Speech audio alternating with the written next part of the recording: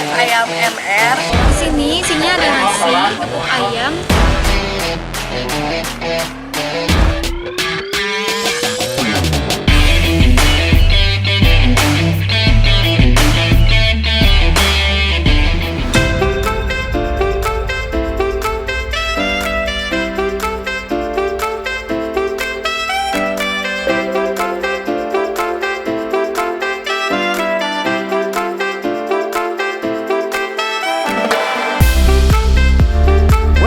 Halo teman-teman semua, kembali lagi bersama saya Vicky dalam channel Vicky Craft TV. Dan ya, selamat datang di episode review 5 menit. Oke, yang akan kita bahas kali ini adalah Handycam Sony CX405. Ya, yang ada di tangan saya ini. Handycam atau camcorder CX405 adalah sebuah handycam yang diluncurkan oleh Sony dan mulai beredar di Indonesia pada tahun 2015. Kegunaan utama dari handycam ini tentu saja untuk merekam gambar, ngefoto juga bisa. Cuman tetap aja hasilnya bakal kurang maksimal dibandingkan dengan mirrorless atau DSLR. Nah, di tahun 2021 ini, mungkin cuma sedikit dari teman-teman yang masih menggunakan handycam Sony CX405 ini. Kenapa?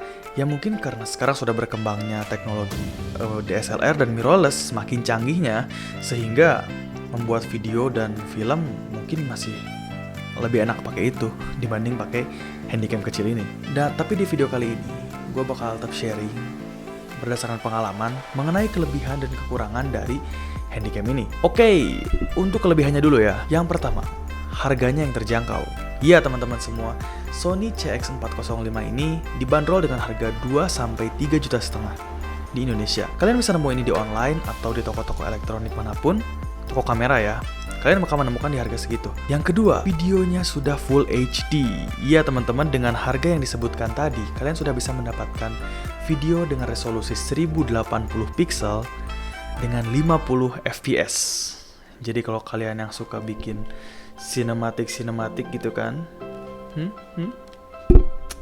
sinematik ini sangat cocok buat kalian. Yang ketiga adalah stabilizer dalam kamera. Ya, handycam ini sudah memiliki stabilizer di dalam kameranya sendiri. Jadi kalau kalian merekam video itu tanpa perlu menggunakan gimbal sekalipun, itu sudah bisa mendapatkan hasil yang stabil.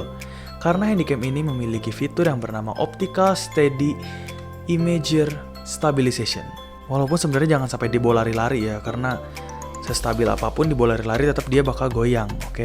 Oke, yang keempat, zoom sampai 30 kali. Mungkin kalau kalian lihat di handycamnya, kalian akan menemukan bacaan 60 kali. Lalu kenapa 30? 30 itu adalah optical zoom. Optical zoom adalah zoom yang dihasilkan dari lensanya sendiri. Sedangkan 30 lagi adalah digital zoom, yaitu gambar yang sudah diperbesar tadi, yang sudah mencapai titik maksimal, diperbesar lagi menjadi sampai 60 kali. Yang kelima, suara jernih. Nah, ini bakal cocok banget buat kalian yang suka ngevlog ataupun bikin video-video yang membutuhkan suara. Sekarang aku mau nyobain kerupuk ayam MR. Yuk dicobain, murah nih, cuma 16.000 kok satu porsinya. Tanpa perlu mic eksternal. Yang keenam, port HDMI. Nah, ini juga salah satu fitur yang wajib ada dan bahkan berguna. Jadi untuk kalian yang senang live streaming, handycam ini bakal cocok.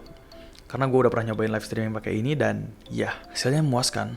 Seriusan deh. Dan yang terakhir, keunggulan yang terakhir ya, nggak terakhir banget sih, tapi yang gue rasain terakhir, mudah dibawa kemana-mana. Ya guys, ukurannya cuma segede kepalan tangan. Ini kalian bisa masukin ke tas yang tasnya cukup kecil juga, dan bisa disakuin.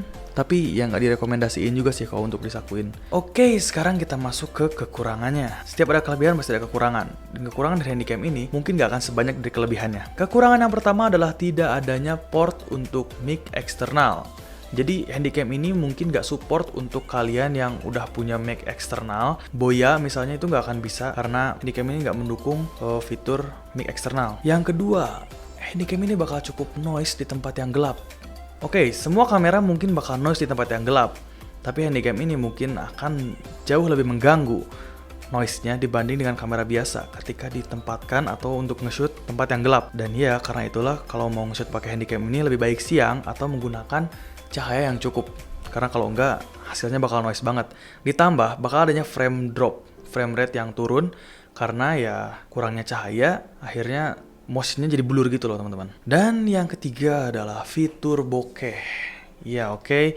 Kalau kalian mau bokeh mungkin dengan kamera ini, handycam ini nggak akan bisa juga gitu untuk ngambil gambar yang bener-bener blur background gitu ya, karena kamera ini hanya menggunakan lensa sampai 26,8 mm.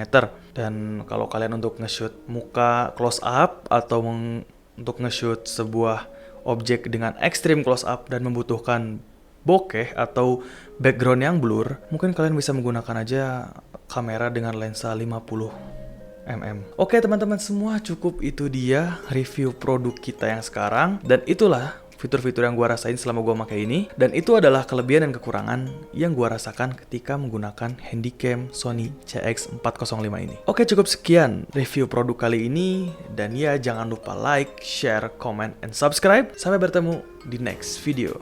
Goodbye.